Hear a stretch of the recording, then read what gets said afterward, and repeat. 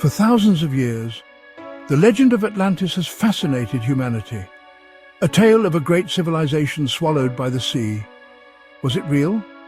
Or just an allegory? And more importantly, could we build an underwater city today? What would it take? And what challenges would we face? In this video, we'll separate fact from fiction, explore modern advancements in underwater habitation, and examine how living beneath the waves could change human health. And perhaps even help us discover life on other ocean planets. We'll dive deep into the science, technology, and history behind underwater cities, exploring the real possibilities and obstacles standing in the way of making this vision a reality. We'll also consider economic, ecological, and social implications, ensuring a comprehensive understanding of what an underwater civilization could look like. The legend of Atlantis first appeared in the writings of the Greek philosopher Plato, in his dialogues Timaeus and Critias, written around 360 BCE. According to Plato, Atlantis was a mighty civilization that existed over 9,000 years before his time. Located beyond the Pillars of Hercules, what we now call the Strait of Gibraltar, it was described as a technologically advanced, wealthy empire. Rich in resources, culture, and military might, Plato described Atlantis as a utopian society, ruled by just and wise kings who descended from the god Poseidon. The city itself was built in a series of concentric rings, with a central temple dedicated to Poseidon and Cleito, a mortal woman whom the god had fallen in love with. Canals, bridges, and harbours filled the landscape, and the city was said to be self-sufficient, with abundant crops, animals, and an advanced understanding of engineering and architecture. But despite its grandeur, Atlantis was doomed. Over time, the rulers of Atlantis became arrogant and corrupt, engaging in wars of conquest and seeking to expand their power over the Mediterranean. In response, the gods, angered by Atlantis's greed and hubris, unleashed a great catastrophe, an earthquake, a flood, and a single violent night of destruction in which Atlantis was swallowed by the sea. This is the core of the Atlantis story. But was Plato recounting a true historical event?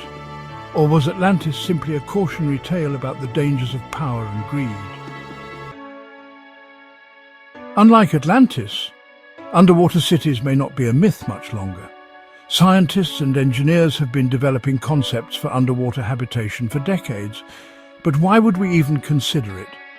Overpopulation, rising sea levels, and the depletion of land resources make the ocean an attractive alternative. But building a city underwater isn't just about sinking some buildings. It requires overcoming immense engineering and environmental challenges. To survive, an underwater city needs multiple critical systems. First, oxygen supply, possibly generated through electrolysis of seawater. Oxygen transported from the surface, or perhaps using closed-loop life support systems similar to those used in space habitats. Second, pressure management. Structures must withstand extreme water pressure, especially at depths beyond 100 meters. Materials such as reinforced titanium, plexiglass domes, and high-density concrete could be used to construct livable environments. Energy production is also crucial.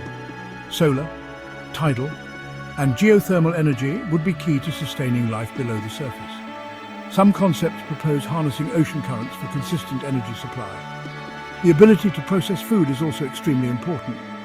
Sustainable agriculture, such as aquaponics and vertical underwater farms, would be necessary for long-term habitation. Kelp and other marine plants could provide both food and oxygen. Proper disposal and recycling of waste is also essential to prevent pollution and ensure sustainable living. Underwater transport systems, including submarines, tunnels, and pressurized transport pods, would be needed to allow movement between underwater locations and the surface. Additionally, underwater structures would need to be designed with long-term maintenance in mind. Corrosion, say, biofouling, and the movement of ocean currents could degrade materials over time, necessitating constant monitoring and repairs. Living spaces would also require artificial lighting and soundproofing to simulate natural environments. reducing stress on human inhabitants. Two nations leading the charge in underwater technology are China and Japan. China has developed the Shanghai Yongshi, or deep-sea warrior, a manned submersible capable of reaching depths of over 4,500 meters. They are also working on an ambitious deep-sea station that could function as a long-term underwater habitat for researchers and potentially residents. Meanwhile, Japan's Shinkai 6500 remains one of the deepest diving crewed submarines. Additionally, Japanese engineers have proposed Ocean Spiral, a futuristic underwater city concept powered by ocean currents and designed to house 5,000 people. Beyond these, China and Japan have also been investing in autonomous underwater vehicles, or AUVs, to explore the deep ocean, gather data, and assess underwater resources. These technological advances will not only pave the way for sustainable underwater living, but also revolutionize oceanic research and resource extraction. Underwater robotics, AI-driven monitoring systems, and self-sufficient habitats are at the forefront of both nations' ambitions, pushing the limits of what is possible beneath the waves. As we look to the stars, one of the most exciting possibilities in the search for extraterrestrial life is the discovery of water-based planets, worlds covered in vast oceans, much like our own Earth. But could life thrive on these planets, just as it does here on Earth's oceans? Astronomers have discovered a number of exoplanets within what's known as the habitable zone, the region around a star where liquid water could potentially exist. Some of these planets, like those in the TRAPPIST-1 system, have sparked considerable interest due to their potential for hosting life. But could life really thrive on such ocean worlds? Let's look at some of the unique features that might make water-based planets conducive to life. A vast global ocean could provide a stable environment, regulating the planet's temperature and preventing extremes. Water has a high heat capacity, meaning it can absorb and distribute heat more evenly than air. This could create a more temperate environment, even on distant planets. On Earth, life exists in the deepest to almost darkest parts of the ocean, where sunlight doesn't reach. And if a water-based planet has a similar ecosystem, life might exist in the depths using geothermal energy or chemical processes, like those seen in Earth's hydrothermal vents, to survive. These deep-sea ecosystems could thrive despite the lack of sunlight, relying on chemicals from the planet's core to fuel their biological processes. On a planet with shallow oceans or a mix of land and water, photosynthetic organisms might be able to thrive. Just as Earth's oceans are teeming with plant life that supports the food chain, an ocean planet could have a similar base of life. Imagine vast underwater forests, with aquatic plants converting light into energy, forming the foundation of a complex food web. For life to exist, the chemical building blocks, carbon, nitrogen, oxygen and others, must be available. Many of the water-based exoplanets we've identified are rocky, which increases the likelihood they could harbour the necessary elements for life. Additionally, the chemical richness of an ocean world might allow for the evolution of diverse organisms that are radically different from what we know on Earth. Just as Earth's water cycle, evaporation, condensation, and precipitation help sustain life, an ocean planet could feature similar processes. Rainfall, ocean currents, and underwater springs could create varied ecological niches, allowing a wide variety of species to develop and thrive in these environments. It's important to note that life on other planets might not follow the same rules as we know on Earth. Water could be the medium for life, but it might not always take the same form. Alien organisms could be radically different from anything on Earth, utilizing different biochemistries such as ammonia or methane-based life, which are also solvents in extreme conditions.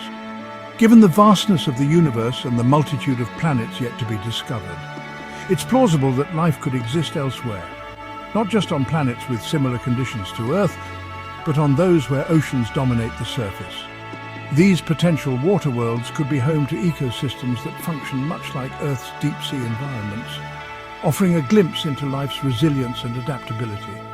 Just as we explore the possibilities of underwater cities here on Earth, the exploration of water-based exoplanets opens up an exciting frontier in the search for life beyond our planet.